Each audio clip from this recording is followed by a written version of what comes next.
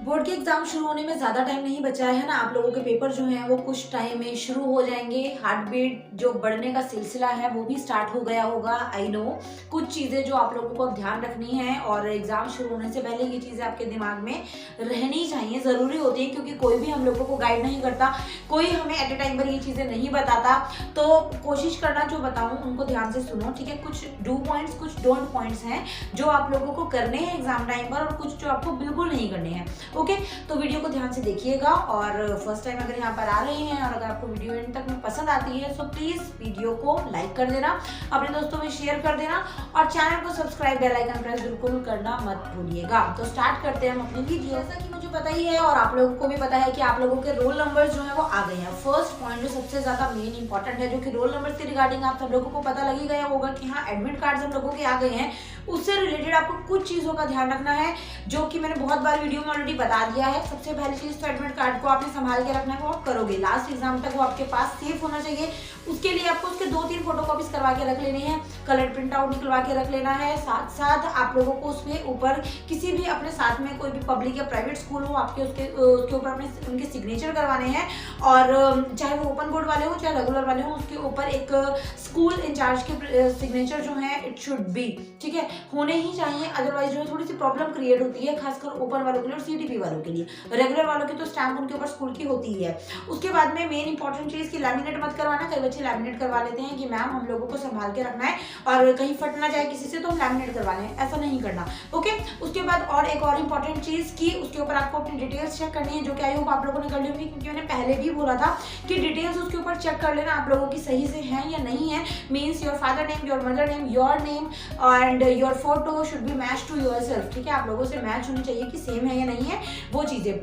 अगर नहीं भी है तो आप लोगों को मैंने बोला ही था कि हरियाणा बोर्ड से जाके आप लोगों ने सारी चीज़ें करेक्ट करवा लेनी है अगर कोई खामी पाई जाती है। आई होप कि उस चीज़ पे आपने ध्यान दिया होगा।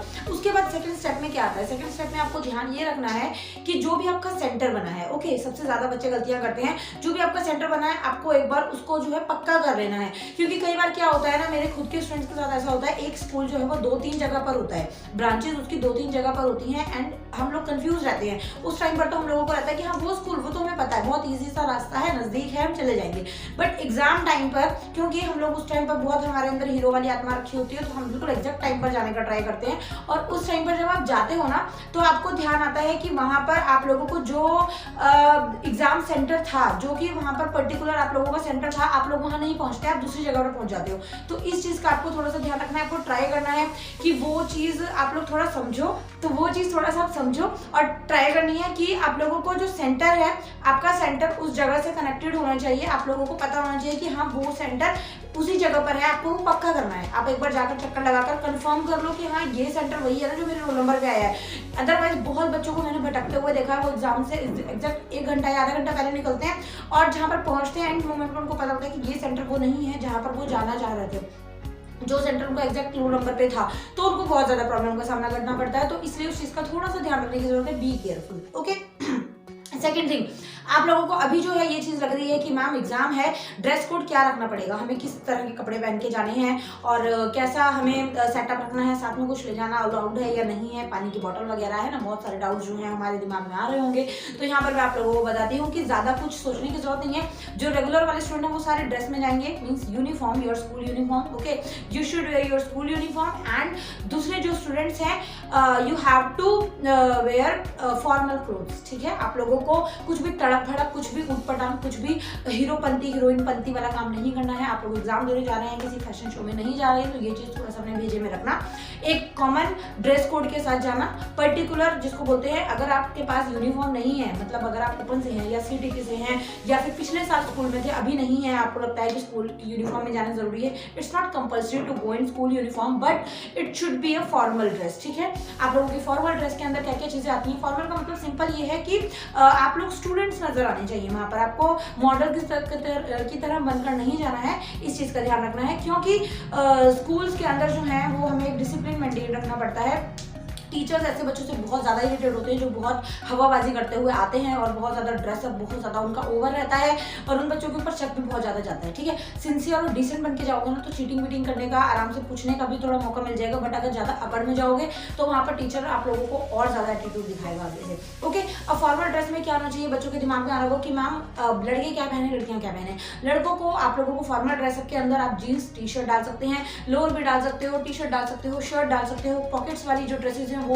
बिल्कुल भी ट्राई करना कि ना डालो। ठीक है, लाइक अगर आपके पास शर्ट है या टी शर्ट है उसमें पॉकेट्स हैं या फिर जीन्स कई पॉकेट्स वाली होती हैं, उनको इग्नोर करने की कोशिश करना। ओके, अगर नहीं है तो इट्स ओके, डाल जाओ, लेकिन फिर भी इग्नोर करना। अगर आपके पास विदाउट पॉकेट ड्रेस है सो वियर दैट। और उसके अलावा मैं गर्ल्स को अगर मैं बोलूँ तो आपको फॉर्मल ड्रेस डालनी है, लाइक जीन्स टॉप। ओके, और सूट भी डाल सकते हो आप लोग, इट्स योर विश टोटली। कोई भी आप लोगों को इनफॉर्मल चीज नहीं डालनी, शूज सिंपल डालना है, हील सैंडल्स नहीं डालनी है। ठीक है, स्लीपर्स भी सिंपल डाल सकते हो।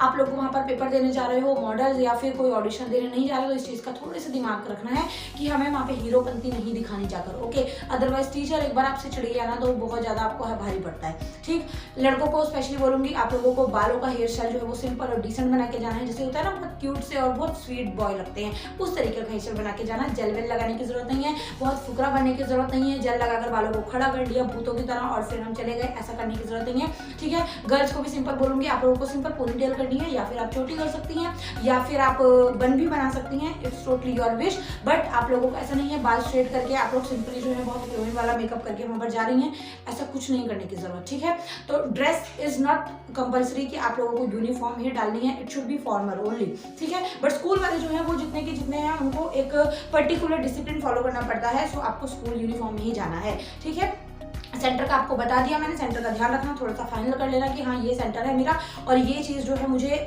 ध्यान देनी है। ठीक है, उसके बाद दूसरी चीज़ आपको ड्रेसअप का मैंने बता दिया कि अच्छे से ड्रेसअप होकर जाना, तमीज़ के साथ, तरीके के साथ जाना, बिल्कुल भी आवारागर्दी फुकरापंती वाली चीज़ों में मत जाना। ठीक है, थर्ड थिंग आप लोगों की जो मोस्ट इंपॉर्टेंट आ जाती है कि मैम हम लोग साथ में क्या लेके जा सकते हैं, तो साथ में आपको कुछ नहीं लेके जाना, सिर्फ अपना रोल नंबर और पेन लेके जाना है। एक किट रख लीजिए, किट के अंदर भी आप लोगों की ट्रांसपेरेंट किट होनी चाहिए and in your kit there should be pen, pencil, eraser और शार्पनर और स्केल, ये चीजें जो जरूरी काम की होती हैं। बस ज्यादा खिचड़ी पका के मत लेके जाना, कोई भी पेपर ना हो उसके अंदर सिवाय आपके रोल नंबर के। ठीक है ना, आई होप कि ये चीज़ आपको समझ आ गई होंगी।